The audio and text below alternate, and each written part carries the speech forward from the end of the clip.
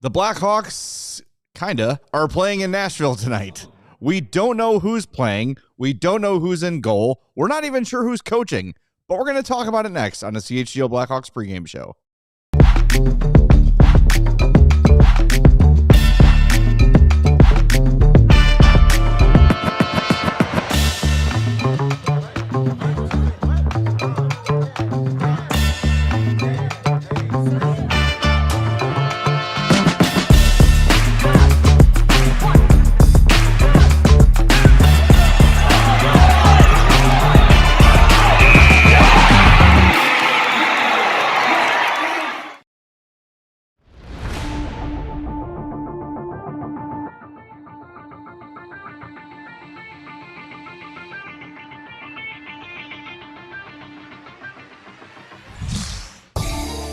Welcome into the CHGO Blackhawks pregame show presented by Bet365. Download the Bet365 app.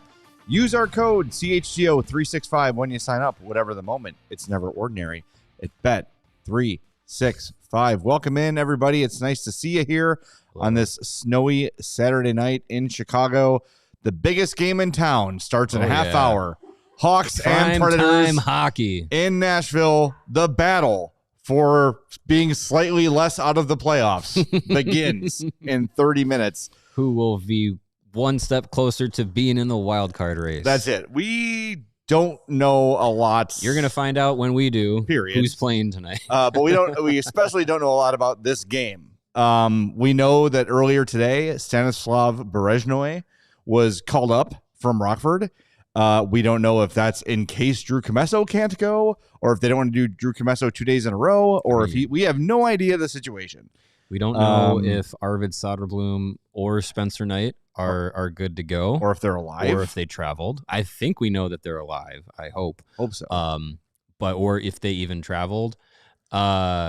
And that's just for the goalies. We don't know. We don't know the forward situation. Yeah. We don't know if anyone has caught this flu in the 24 hours since we've known about it. I have been the locker room. You were in the room yesterday. I was in there a couple days ago. I'm feeling fine. I was spent all day today like, is my stomach okay? What was that? What was that noise? Just eating like plain bread. Oh my God. No. Well, I kind of did the opposite. I'm going to burn it out. But we're good. We're all good. Yeah. Chloe's like, can I use Nick Foligno for the photo? But sure. He played last night. There's no, you just felt like a green man. He'll be fine. The outline, just the outline with a question mark. Yeah. What I'm wondering is why Blashill's the only one that was able to recover from yesterday's morning skate to the game. I wouldn't say he's fully recovered, but he was the only one that actually showed up after being out. All right, we have news from Nick Kaiser, who covers the Preds for Lower Broad Pucks. Wyatt's brother. Drew Commesso is the starter against UC Saros tonight. So Commesso will get the back-to-back start. Stanislav Berezhnoi will back up. Is backing up. So both Knight and Soderblom not available. Ooh, two games in a row for Drew Commesso with travel. All right, well, hey, you're up in the NHL and you're getting thrown into the fire. Good luck. I mean, I right before we started the show,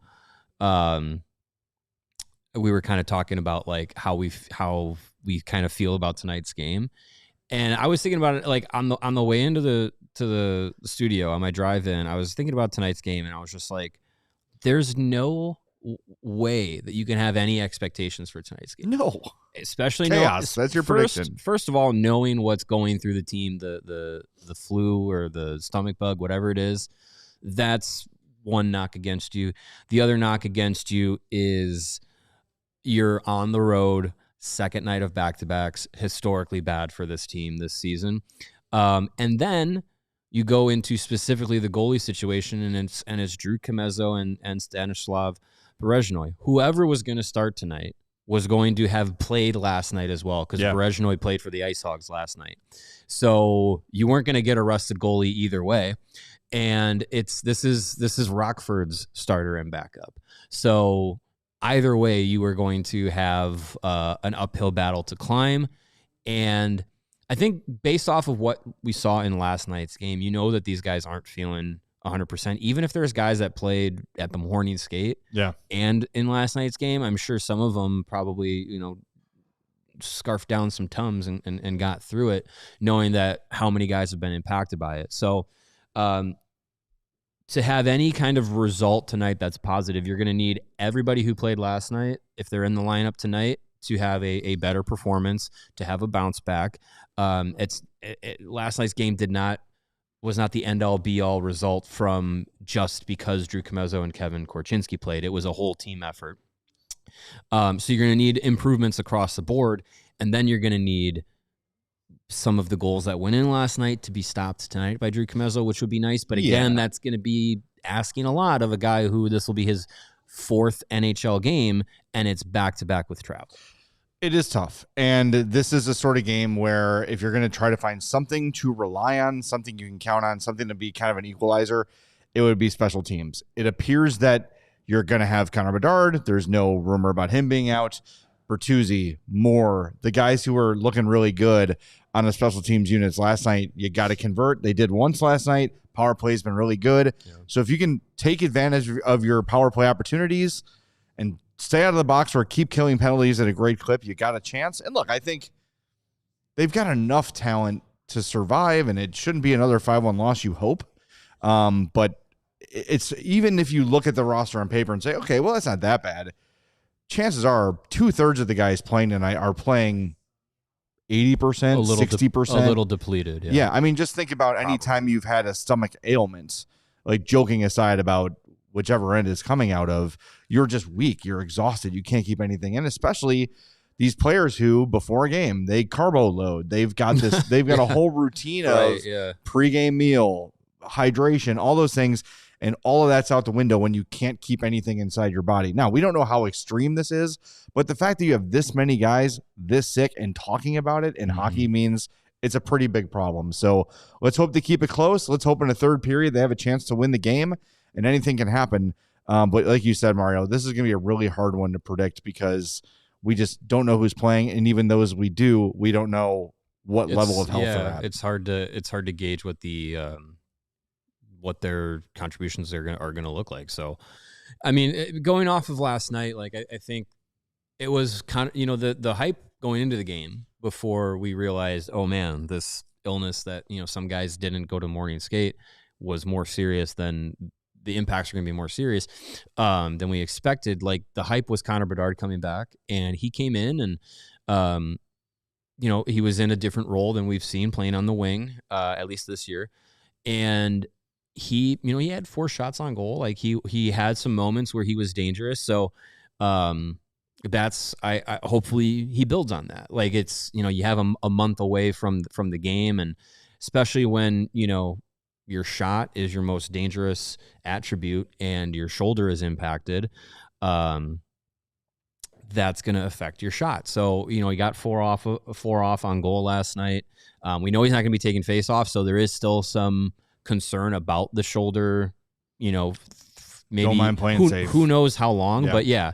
So hopefully now this is night 2. He's had a month off, so the legs probably are a little bit fresher than some other guys. And if he can kind of find that next level that he was at before he got hurt, sooner rather than later, that's going to help the team.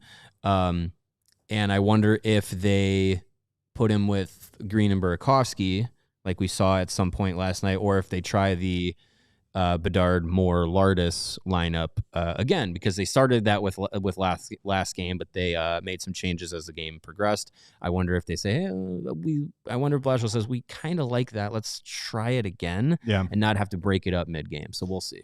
We'll see. Why don't we hear from Jeff Blashill, who did speak this morning about 11:30.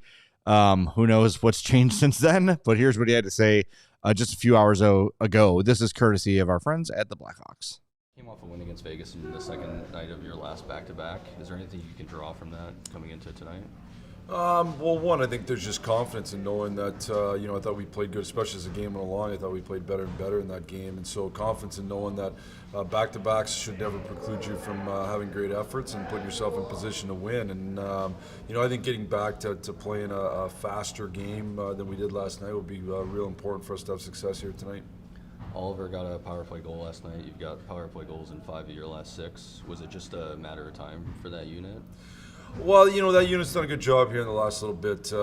They've kind of found some confidence and chemistry, and I think when you kind of take guys out of your lineup, it takes a little while to get that cohesiveness together and the chemistry that it takes to be a good power play unit. But it feels like they have that now, and when they go out there, they're real confident. They didn't have much time on the clock when they went out before they scored that goal, and they did a good job finding a way to get us back in the game.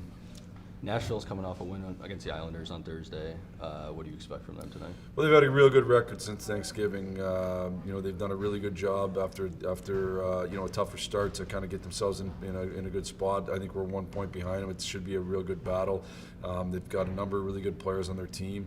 So we know we got to play, the type of hockey that we've had success with, being predictable to each other, making sure we're playing fast, making sure we're driving through the middle of the ice hard, and not slowing the game down and looking for a better play all the time. If they take what's given and attack the game.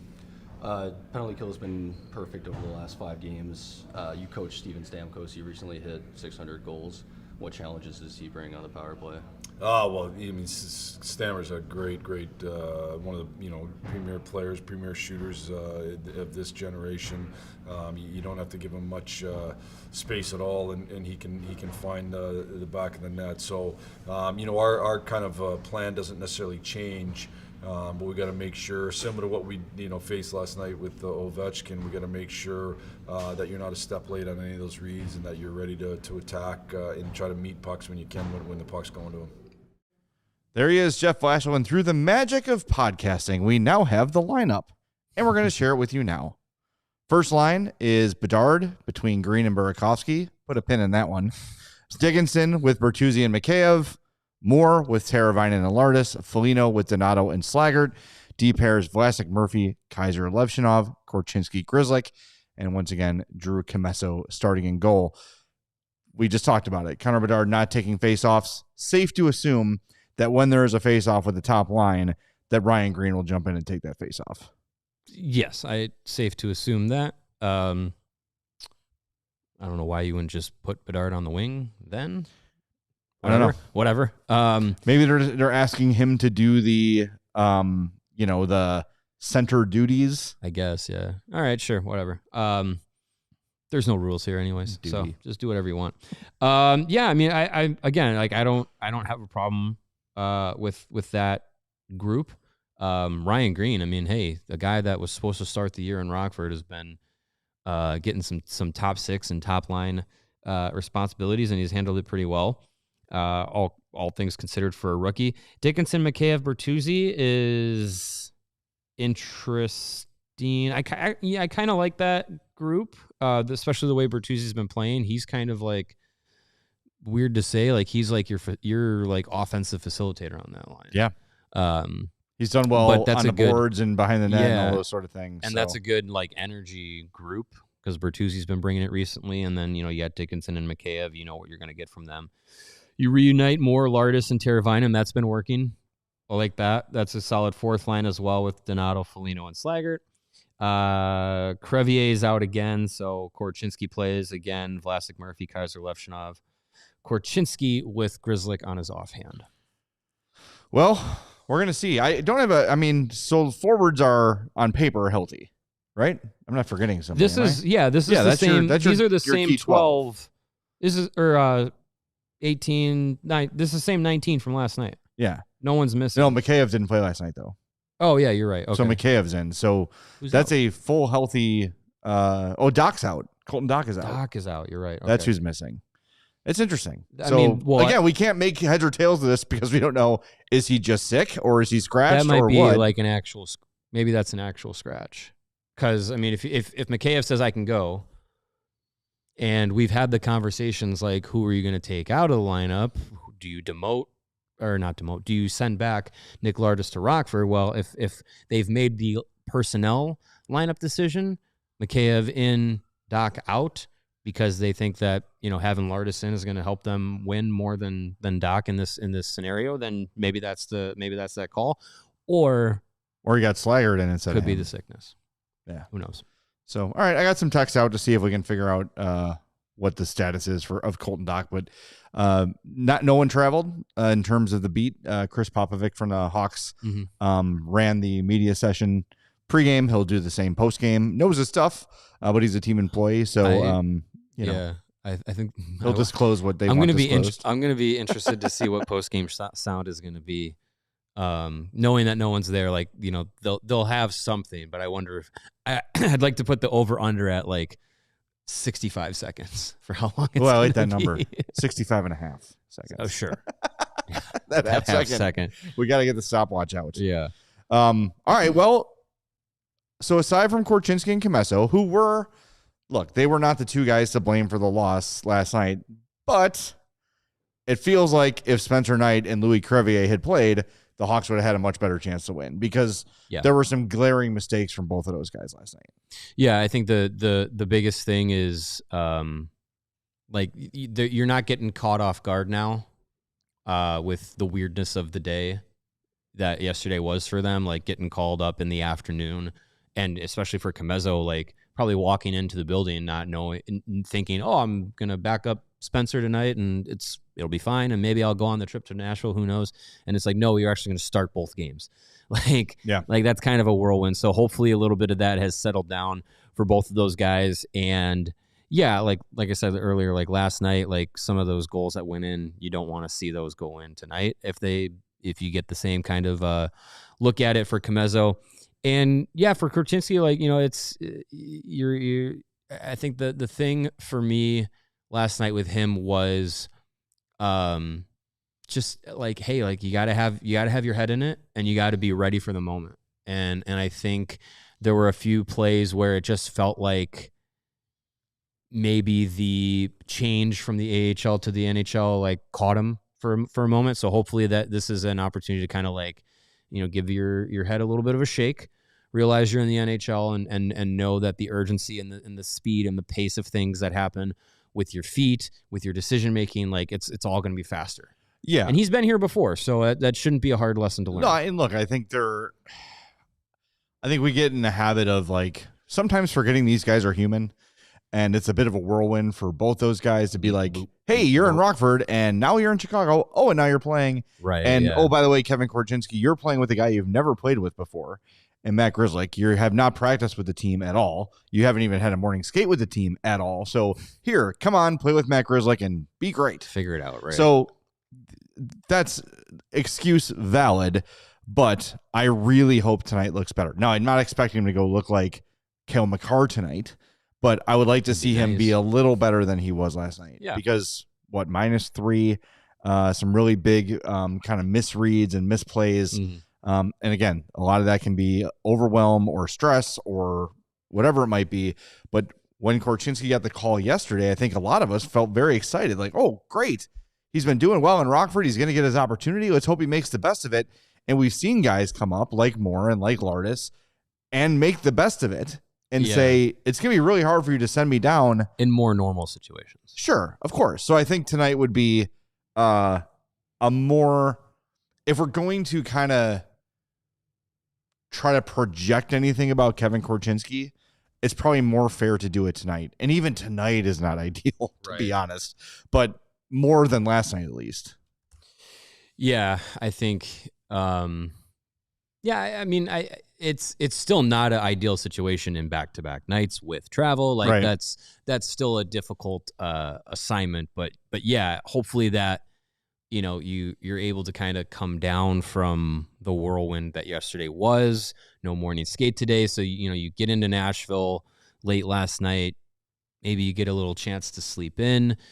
You know, maybe you take a walk around Nashville. You get some barbecue for lunch, and you kind of just sounds great with the stomach bug going around. Well, if you can stomach it, which I don't think Korchinski's sick, specifically for him, and you just kind of maybe get, you know, settle down a little bit, take a breath, and you can kind of get yourself ready for tonight. And tonight's game too, like second night on the road. Jeff Blashill talked about it, you know, in the pregame that we just heard. They need to take what the game gives them and play that quote unquote road game style of game where it's, you're not being too cute. You're not overthinking things. You're playing a little bit simpler. You're playing more north-south, and it's just like, if I have a shot, I'm going to take it. And one thing I don't want to see tonight is guys overthinking the game. Like, if ever there was a game to just play as simple and straightforward as possible, it's with this lineup in this scenario. No, I didn't feel like last night was them trying to do that too much. There were a couple moments you could probably highlight and say, oh, right there. I think Tavo did it once or twice, trying to maybe force it to Bedard when it wasn't there. But for the most part, I thought they were, if you look at the heat map from last night's game, all the action is right in front of the net. Like that's how you want it to look. So I didn't see too much of that, but yes, play the mindset. You're correct, Mario. Play that road game mindset, because it is a road game. But it's given you so much success in the new year, right? And as we said, like you want to just take what you've been doing, and then you add Bedard to supplement it. And you saw how dangerous he looked so many times last night with the puck on his stick. Like every time he was on the ice, there was a different level of energy and a different level of speed and execution. And while it didn't result in a goal last night, there were probably 2 or 3 opportunities on the power play alone where you're saying, how the hell did that not go in? Oh, yeah. It's, that 5-on-3, the fact that they didn't come away with a goal on that opportunity was pretty tough. And I kind of felt like, given the scenario that we're in tonight, this is what I was thinking last night. I was just like, man, they don't score on that 5-on-3. That could really be like a wind out of your sails type of moment. Even though it was super early in the game, like even still, like if you have a depleted lineup and you're playing your AHL goalie, and like if you're able to get that power play goal early, you kind of feel a little bit better about yourself. You feel like, okay, like we can settle into this game a little bit, and you just don't get it, and then you end up chasing the rest of the game. So yeah, landing the first punch tonight would be great. Huge. Like that would be awesome if they're able to get the first goal, and just kind of get a little bit of that momentum, quiet down the crowd on the road, and like just that shake would be off great. Last night. Yeah, that would be great for them. I mean, and Blashill said the other day, he's kind of asked about like the momentum from game to game, and he said, yeah, that's real, but what's really real is in-game momentum. Yeah, and getting that in. Look, you give up last night for the umpteenth time this season. They gave up a goal in the first minute or on the first shot. It was the first shot last night. First shot of the game. 4:03 into the game, but it was the first shot. That immediately you're behind the 8 ball for the rest of the game. Mm-hmm. So yes, getting that first goal would be huge. And I think just like, sigh of relief. That would be good for everybody. Like, okay, because I think these guys are probably feeling like, boy, what are we going to have tonight? Like, we're really not feeling great. And again, it's just your starting goalie and Louis Crevier out, but I think there's a mental element to this, the illness that they're going through and what they've been going through over the last couple of days. When you you're down, that sinks in. Whether and no one's immune to that. Like even a professional team is going to be like, we're dealing with something, so we know that we're working from behind. So that's even a thing that they have to overcome, both mentally and physically. But I mean, again, that's what the money's for. They're professionals. Like this is how you gotta kind of bear down and find a way to get your best tonight. Speaking of that, 141 people watching us live right now. Thank you. Appreciate it. You want to hear the stats? No, I don't. What? Oh, you don't? No. What's the what? We only care about the show for recent champions. Between them. The right live now? viewers for what, our Between show? the We just said 141. Bears pregame. So the what? Bears pregame right now has Bears play tonight? 1,200 people watching, and there's 140 people watching. That's great. Thank you to the 140 watching our show. We'll take it. You are the best. And just to thank yourself, to give yourself a pat on the back, hit that like button for us. Yes, that will make you feel better, and it will also make us feel better, but you, more important. You know what made me feel better, too? Our buddy, the Majestic American Woodcock, pointing out Peg Leg Porker in Nashville. Remember we went there? We went there. It was awesome. Was phenomenal. It was so good. It was so good. And we got there right at the right time. Yeah. Oh, yes, we did. Because we walked in, there was probably like 8 people in line. And we got in line, and shortly thereafter, the line was about 40 people deep. Yeah. So we got there at 4:59 apparently, or something like that. Yeah. But that was phenomenal. That was good. I love I used to love Nashville. like going there on vacation. Yeah. And then when we went down to Disney a couple years ago, we stopped off like just to grab lunch on the way driving down. It is so different now. It is absolute chaos. There are so many people. Mm-hmm. They are building like homes on top of roads. They are voting against any sort of like public transportation, train lines. Like the national natives are like, no, we don't want that. There's just too many freaking people in Nashville at a time. They got to figure something out. It was a lot. It was a lot. But I mean, it was a fun time because we were there because the Blackhawks were picking Connor Bedard. Remember that? So that was a lot of fun. And yeah, the being in Nashville was an experience. I would love to go back to Nashville because there's lots of fun things you can do. Besides be followed by Pete DeBoer. And go pull up, go bend the elbow with Pete DeBoer. Like, he's here too? How many Pete DeBoers are there? Yeah. That was cool though. So I don't know. We got time. Nothing's going on. A few minutes. When we were there for the draft, NHL headquarters was Tootsie's. Yes, it was. So it's like, oh, there's Pete DeBoer at the bar. Oh, there's John Buccigross like holding court. There's Luke Richardson hanging out. Yeah. There's Blackhawks assistant GM Megan Hunter. She was there. Just there. Enjoying Tootsie's. Yes. Yes. Yeah, it was a ton of fun. The live music was great. No, it wasn't a metal band. It was like a hard rock band upstairs. Maybe we had separate plans that night. That was when Spencer from I went there. Or no, we were there twice. I'm trying to think which night it was. That's when RG gave me some Sunnyside product and was like, "You partake?" I'm like, "Buddy, I've been partaking since before you were born, sir." No, the first night was. Oh yeah, it was. Second night was more like a. It was more like country. No, second night was like a alt rock grungy. Yeah. My wheelhouse. They were okay. Yeah, they played like 90s pop punk stuff. It was like 2 a.m. and they played the Cranberries, and I sent a poorly framed video to you and Greg, and you guys were asleep.